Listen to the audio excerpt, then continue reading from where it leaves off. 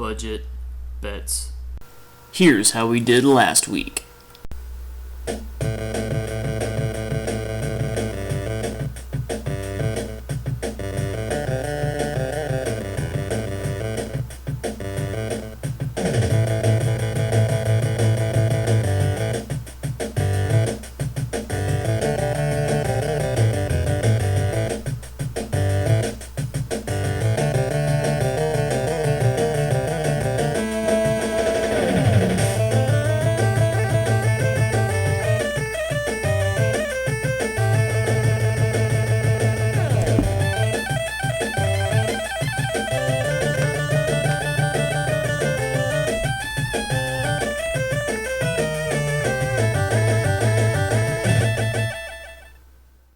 Welcome everybody to Low Budget Bets. Coming back off of a 5-2 week, it's Ray!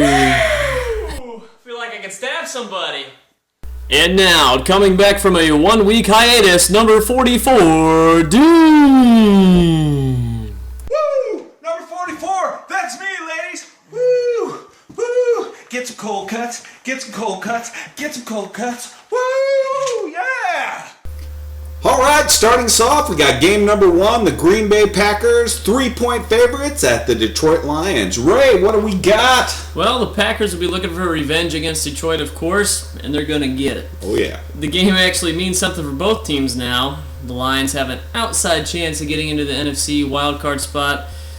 Because of the added pressure, it only makes sense to pick a team that's used to winning, not one that finds ways to lose. Kind of like the Cleveland Browns on Monday night. The Packers will cover the 3 points. Moving on quickly to game number 2, we got the Carolina Panthers traveling to New Orleans to take on the Saints. The over-under of the game is 49.5 points. What do you think, Dean? Ray, this is exactly what I think. I think the Saints' offense is becoming offensive. The Panthers' defense isn't going to give the Saints any help. Rob Ryan may be gone and soon forgotten, but you still can't blame all the Saints' defensive misfortunes on poor coaching. There's still plenty of blame to go around. While the Saints may not be able to slow down the Panthers much, the lack of big playability from the Panthers will keep this game well under the 49.5 points. Play the under.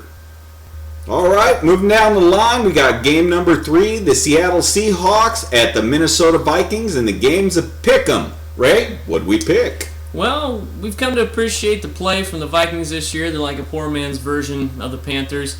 Good defense, good run game, quarterback who's unconventional but still managing to win games. However, the Seahawks seem to be streaking right now. They're in full desperation mode, looking to keep pace with the Arizona Cardinals for the division. It's a pick'em game, like Dean said, but we want to pick the Seahawks to win.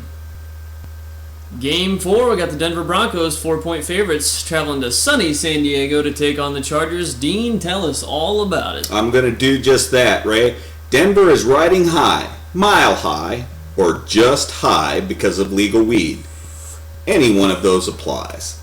The Chargers are having a woeful year.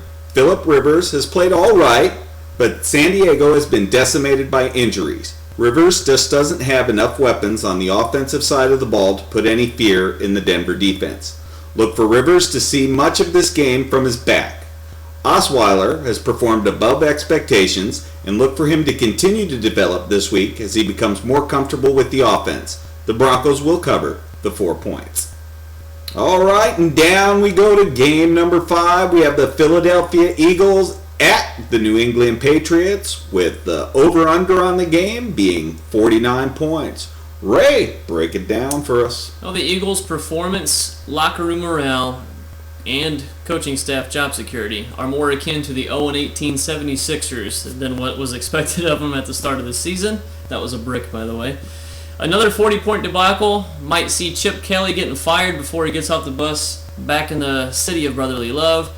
New England has no one left on offense besides Brady and maybe Danny Amendola this week.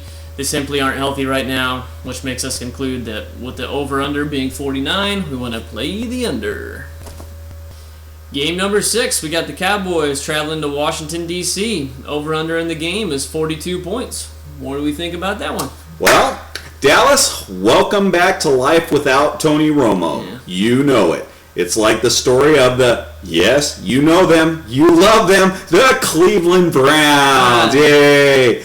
Another loss is likely, but hey, this is the NFC East and no one seems to really want to take it. So while the Red, Don't you say it. the professional football team that resides in Washington, D.C. most likely will win the game, even us here at Low Budget Bets aren't willing to risk our, more specifically, your hard-earned money on either team. But with Dallas's lack of offense, we feel pretty damn good about the under. So play the under on the 42 points.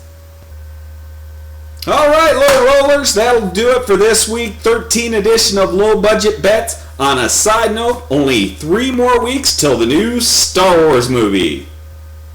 Cares about Star Wars. Well, obviously, I do. You know what? I'm gay for Star Wars too, buddy. Okay, well then fine. I'm Dean, I'm Ray. and we'll see you next week on week 14 of Low Budget Bets.